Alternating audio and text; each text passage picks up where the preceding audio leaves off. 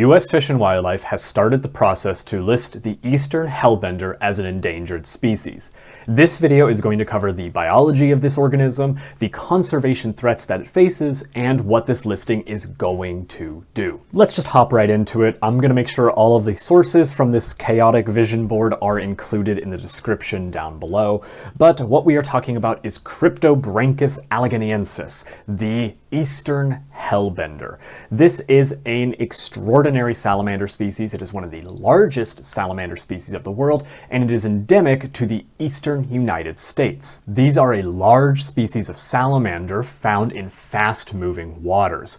Both males and females can reach up to 29 inches and weigh up to 5 pounds. The Latin is actually a great place to start with their biology. Cryptobranchus alleganiensis. I am not making claims that I am pronouncing that correctly, but Cryptobranchus means hidden gills, which owes to the fact that even though this is a fully aquatic salamander, it does not have external gills. For reference, other aquatic species of salamander, such as the siren here or the mud puppy, have these external branching gills, which allow them to respire underwater. This paper does a great job breaking down how different aquatic salamanders can breathe, but I will summarize it very briefly. Aquatic salamanders can breathe through their gills, like we already discussed.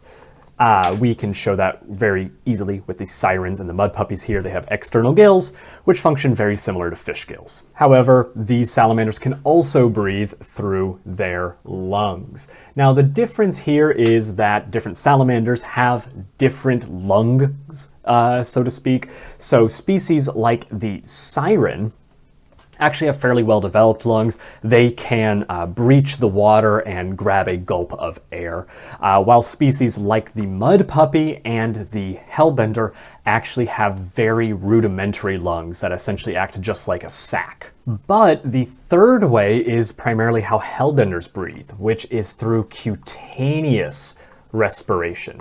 So many salamanders actually lack lungs entirely, and they are able to breathe through their skin. We mentioned that the hellbenders still have rudimentary lungs, but they rely on this cutaneous respiration to breathe. In fact, if we look at the skin of the hellbender, we can see that their skin contains many folds.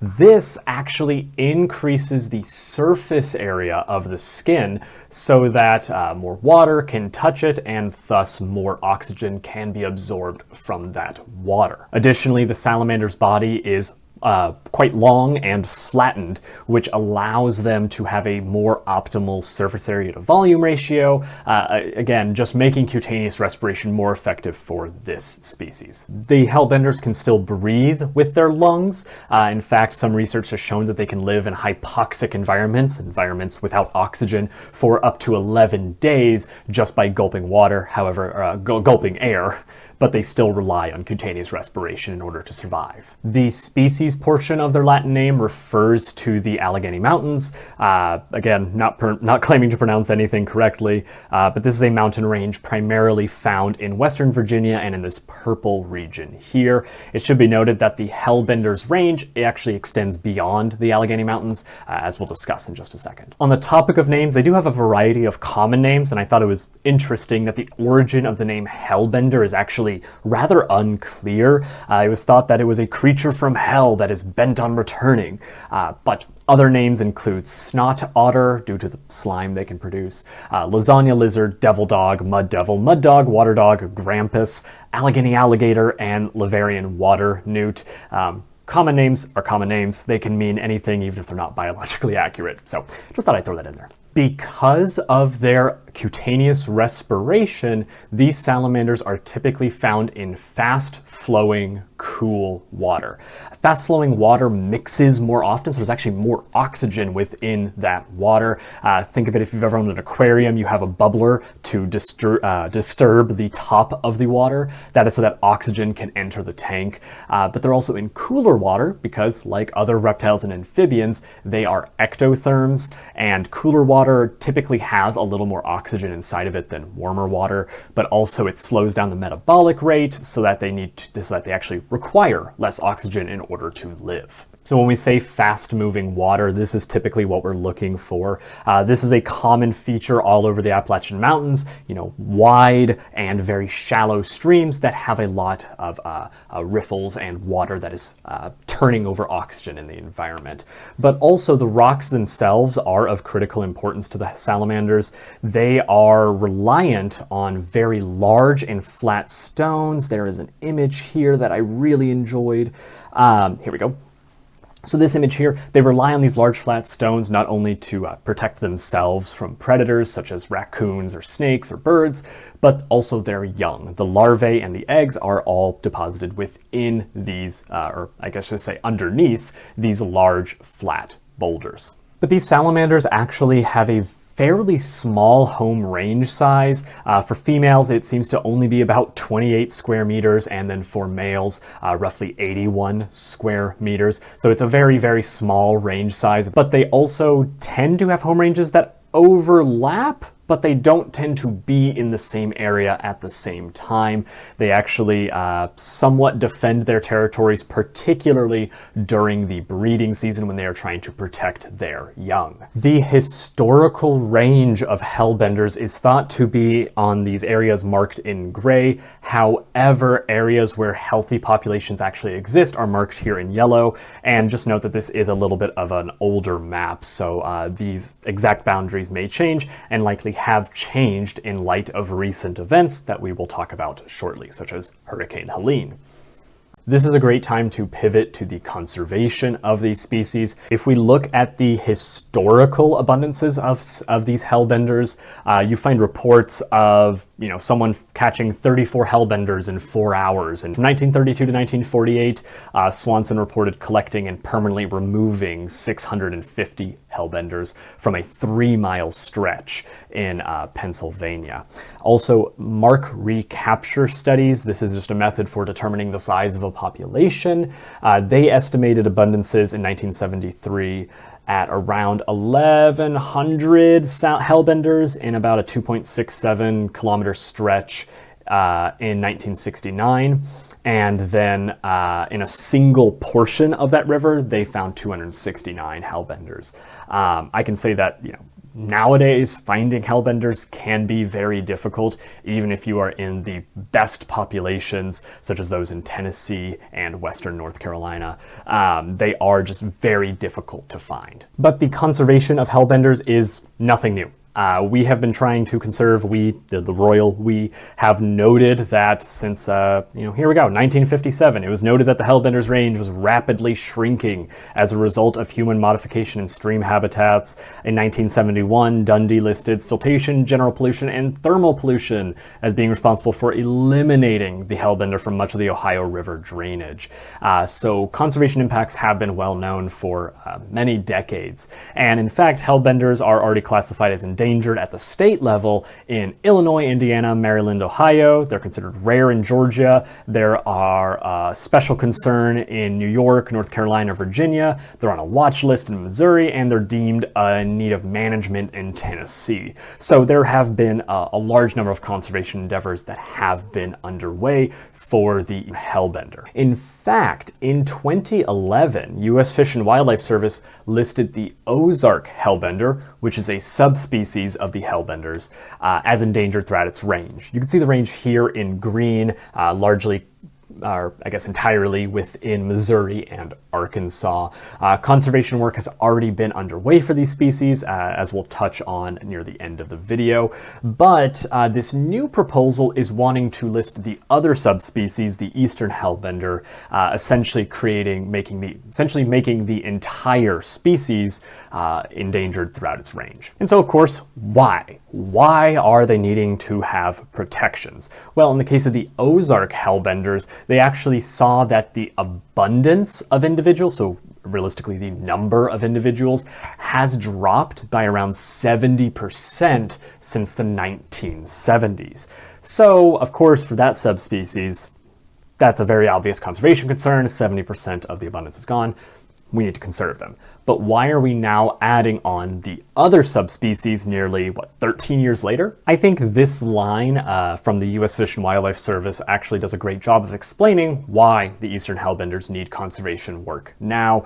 Of the 626 known historical populations, 41% are believed to be extirpated, which means that that population is extinct, it's no longer here, and another 36% are declining. So what is that? 77% of the known historical populations are either completely gone or are declining. It should also be noted that in 2021, the U.S. Fish and Wildlife Service designated populations in Missouri as endangered. These are what's known as a distinct population segment. Essentially, this is a population or a group of populations that are distinct enough to be its own grouping, but are not distinct enough to be considered a subspecies. But those have been protected since 2021. This new 2024 ruling or listing is wanting to add in all of the populations of Hellbender throughout the entire United States. So you can actually view the entire document from U.S. Fish and Wildlife Services. I have it linked down below. This covers some of the basic biology of the organism like we've already covered, but also all of their conservation threats. This is actually the one I'm scrolling through is the summarized document. So what I'm going to do is I have extracted out the primary conservation concerns, and we're just going to go through them one by one. And then right after that, we will discuss what this listing actually does for Hellbenders, as well as some of the conservation endeavors that are already underway. The top threat to Eastern Hellbender conservation as listed by U.S. Fish and Wildlife Service is sedimentation. This is when you have fine soil particles that enter into the waterway. So for example, if I guess I've had that the whole time.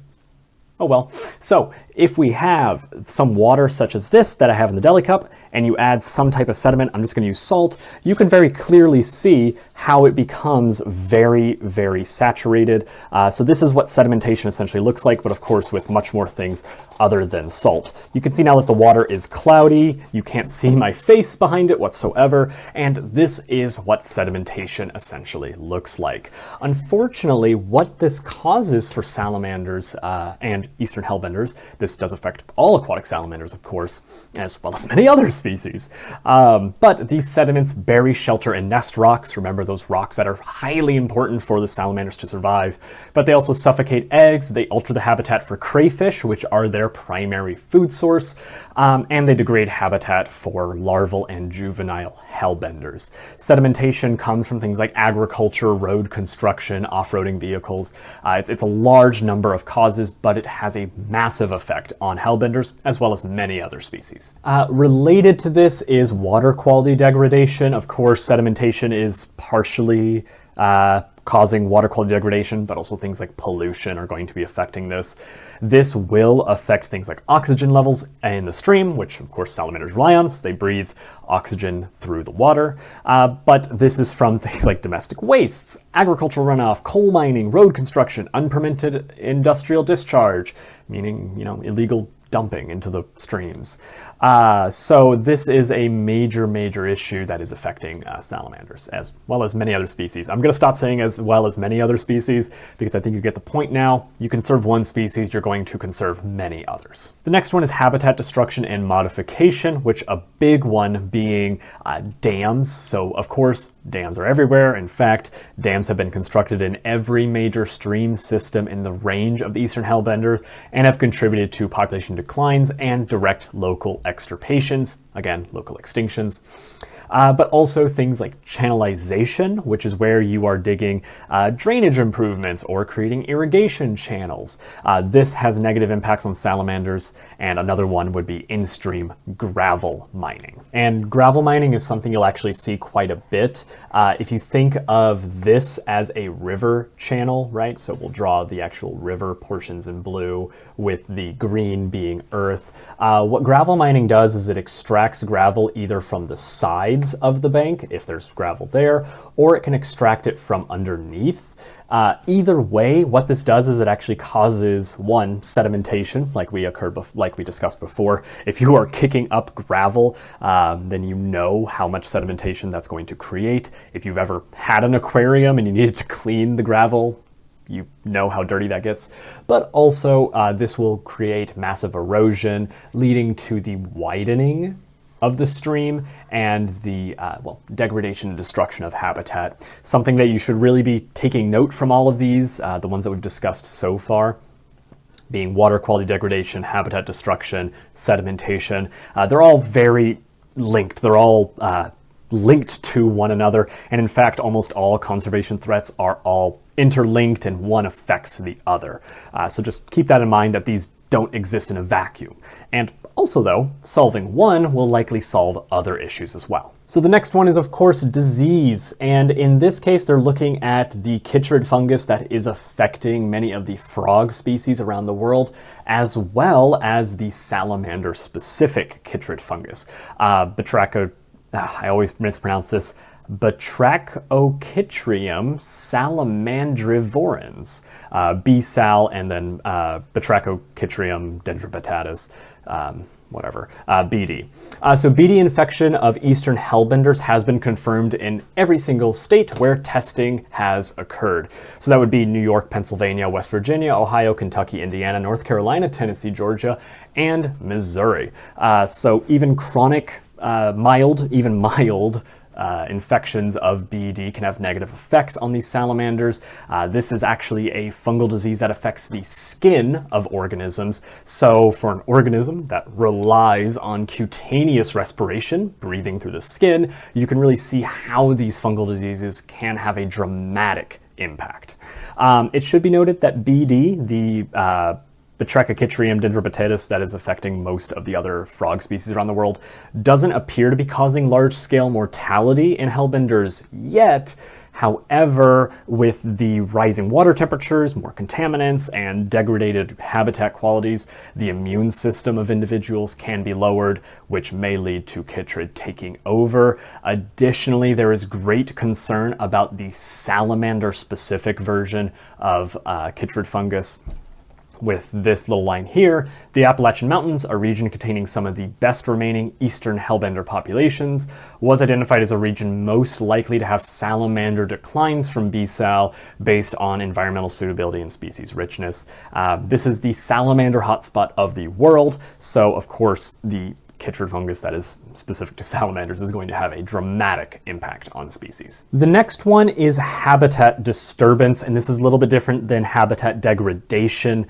This is specifically from anthropogenic disturbance in the form of rock moving by people recreating on rivers, has a large impact on salamander conservation. This is often done for, they mention, recreational canoers and tubers will remove large rocks because, they're in the way, they don't want to hurt their boats, but also landscaping rocks, so removing rocks or even just moving them within a stream to make it look prettier.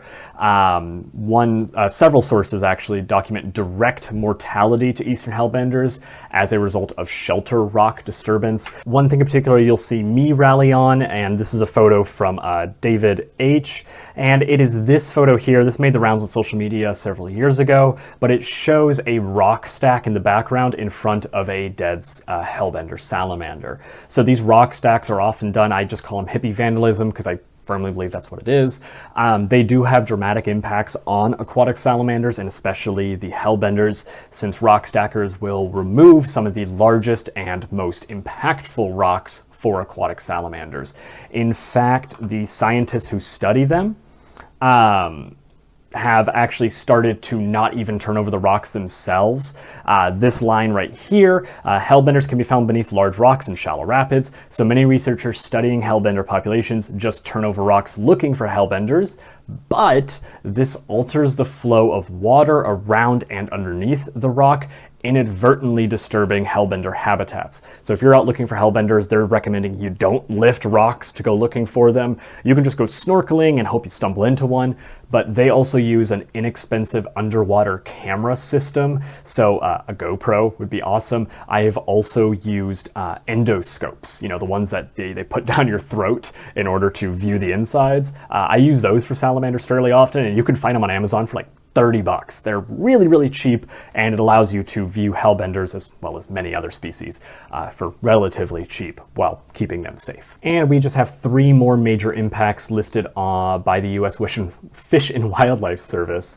But small populations, population fragmentation and isolation, there isn't much gene flow between the salamanders. Remember, they have a very small home range, smaller than the tiny little room that I am filming from. So they don't tend to travel very far, which means that many populations are highly isolated. Additionally, if you have, say, several populations, let's say we have populations in this stream that are then fed in from this stream and maybe this stream as well, if you have any type of blockage or something that is going to dramatically affect the stream's flow itself, say you did something that, you know, knocked off that stream and then you don't have this connection anymore, now all of these streams, which may at one point have held a little Hellbender, they are no longer connected, all just because of a few breaks in the chain, so to speak. So Hellbenders are often in very isolated populations, and this actually makes their conservation work much harder. They can become more inbred, they have a harder time actually finding one another. It's a major issue that does affect many endangered species because, of course, their populations are declining, so there's less of them. Additionally, there are increased abundances of predator species, both native and non-native. With the native predators, that is a very tricky thing to disentangle because, of course, natural predator-prey interactions should be allowed and should be encouraged. I am a firm believer that if a native species is eating a endangered species, there are very few cases where I will intervene, and that's just because, you know, some level survival of the fittest, but also that other species is also native. That is a natural interaction. However, some native predators, such as raccoons in this case, have increased in abundance due to anthropogenic influence. So this is where it does become very tricky. I don't want to just see raccoons and coyotes in nature. I want to see all of life. So even though one species may benefit from human interactions, it is often to the decline of many other species. However, there are, of course, non-native predators, so invasive species that are also present within a large portion of the Eastern Hellbenders range. Some of them are predatory fish that we stock for recreation, such as rainbow trout and brown trout. So recreation in the US is largely funded largely supported through breeding programs that release non-native game into our waterways. And even if you release it into a closed pond, these fish species can travel to other waterways by way of birds. One example is, of course, you know, the classic example of a bald eagle coming through and grabbing a rainbow trout, but then it drops it into a different river for whatever reason, you know, it just gets loose. But also the eggs of fish can actually attach onto wading birds, and when they fly to another creek, another pond, or whatever, those fish can be transferred as well. I think it's incredibly irresponsible of our governments to be putting in non-native fish species into our waterways. The impacts have been extremely far-reaching, and I think it's just I think it's stupid. I think it's beyond stupid. And the last major impact will be climate change. We mentioned that the salamanders, the hellbenders, they really do like cool waters. Unfortunately, higher stream temperatures can actually result in lower oxygen levels, and of course we have more droughts and lower flow, which can negatively affect hellbender populations. Migration as an adaptation is very unlikely. You may have seen I remember seeing a talk about it wasn't gopher tortoises, desert tortoises, and they were talking about, this is not going to be accurate. This is Baja California. This is going down into Mexico. This is the U.S., right? So what they're saying is, here's Florida. No, this is awful. So what they're saying is, if the population is here at, right now with climate change, there's actually a possibility that these species may migrate northwards to be within their preferred climatic zone. The set of temperature, humidity, and climatic variables that a species can live in. However, hellbenders, like we discussed, do not move very much, and it is very unlikely that they would be able to move in response to climate change. One more conservation concern that I just forgot to include was direct mortality or permanent removal of animals. A large number of Eastern Hellbenders have been historically removed from streams for scientific and educational purposes, of course, but also for the pet trade and for eradication efforts. The permanent removal has been significantly lower than it has been historically. However, you can still find internet advertisements soliciting purchase of wholesale lots of Eastern Hellbenders. Additionally, the killing of Eastern Hellbenders by some anglers and the removal of individuals for personal use in the pet trade also continues in some areas. Killing by anglers is done either accidentally, of course, you catch one on a hook, but sometimes it is done intentionally because they believe that the Hellbenders are eating all the fish in an area, or if it is a particular crayfish crayfish fishermen, they are removing hellbenders because the hellbenders eat a ton of crayfish. Additionally, they do say that even though the scientific and educational purposes are often released back into the wild, the searching for those hellbenders can actually be can actually be bad. It can be bad because it results in increased egg and larval mortality. This is what we discuss, the lifting of rocks can actually disturb the hellbenders, particularly when done during the breeding season. Additionally, direct mortality can occur from those in-stream gravel mining activities. Indeed, really anything that is going to be construction or habitat modification can result in the direct mortality of hellbenders. If a bulldozer is going through a creek, it's not going, the driver is not going to see the hellbenders in the water. So these are the major conservation impacts that are affecting hellbenders. However, they are not listed as endangered yet. By the IUCN, they're listed as threatened, but according to the ESA, they are not on the Endangered Species Act list. As with anything that relates to government, it is a highly confusing and bureaucratic process. Right now, there is a petition or a proposal to list them as endangered, and during this time, they will accept comments from the public for 90 days. So this would be anyone who just isn't within the government, essentially, is submitting comments on if these hellbenders should be listed as endangered or not, and then it'll go through the process. But I don't want to cover this diagram in depth. I really just want to focus on what this listing would mean. So this would be putting them underneath the Endangered Species Act, which was actually started by Nixon. And what this does is it includes protections, of course. So there are legal protections from the federal government for species on the Endangered Species Act, including restrictions on taking, transporting, or selling a species. But it also allows them to develop and carry out recovery plans, purchase habitat for these salamanders, and designate federal aid to state and Commonwealth wildlife agencies that have cooperative agreements with U.S. Fish and Wildlife. So in essence, listing the species starts the bureaucratic process to actually get the help and protections that these species need. But I do want to note that conservation for hellbenders has been ongoing and is currently ongoing.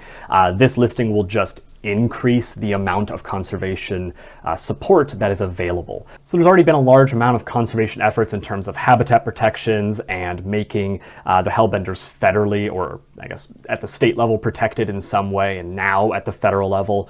But many zoos have been creating captive breeding programs. One such example is the Nashville Zoo. They have been actively involved in Hellbender conservation since 2003. So even before the Ozark Hellbenders were even listed. They did the first successful captive breeding in 2012, and they did the first successful hatching from fertilization with cryopreserved sperm in 2015. So they have been raising and releasing Hellbenders back into the wild since 2015. So really just saying that conservation efforts are underway. What this listing is going to do is just enable more conservation efforts. It's going to enable more funding as well as protection at the federal level instead of within each individual state to determine its own conservation priorities. Of course, those state level conservation efforts will benefit from a federal protection, as the federal government can now allocate money to the state governments to run conservation efforts. And private or nonprofit programs, such as the zoos that are raising Hellbenders, they will have more funding, more support, and be able to actually do more for the Hellbenders. Now, from what I can gather, this proposal is not actually taking into consideration the recent effects of Hurricane Helene in western North Carolina and Tennessee. Unfortunately, these were some of the last major strongholds for Hellbender populations, and the hurricane had devastating impacts. I reside in North Carolina. The office for the organization I was working for earlier in the year is located in Asheville, North Carolina. SAWS, Southern Appalachian Wilderness Stewards. We were completely flooded out. The damage is it's massive. It's incredible, and there is still conservation impacts that need to be done for the local areas, but Hellbenders were directly impacted by Hurricane Helene. Here you can actually see a boy helping a Hellbender that had been stranded in a flooded field. You can see all the vegetation had been leveled. He's actually helping it move back into the stream, you know, a real herpetological conservation hero. But the North Carolina herpetologist said that they had multiple reports of mortality and displaced Hellbenders, including dead Hellbenders in debris piles. One of them had more than 100 carcasses of Hellbenders. They found them washed up in fields and on roads, and even found in flooded basements. So these major impacts, it is very likely that some populations were completely destroyed by the hurricane just coming through. If you want to look at the data for how much water hit, you could very easily see when Hurricane Helene came through the area. This is from Virginia, so not even in North Carolina. But with that, I do want to end the video. I will list all of the links to all these resources down below. The Hellbenders are an amazing species. They are one that they were actually the top of my list for when I moved to North Carolina to see. I still haven't seen one, and it is it's honestly heart-wrenching knowing that I moved here and then a few months later, massive hurricane hit and might have wiped out the populations that I would be able to visit and see. Not just me, of course, you know, many people. These are an amazing species that deserve the conservation protection, and I'm hoping that the public comment period will allow for them to get the protections that they deserve. But if you like this video, you know, comment, subscribe, share it, do all the things that YouTubers tell you to do, and have a nice day. I'll see you in the next one.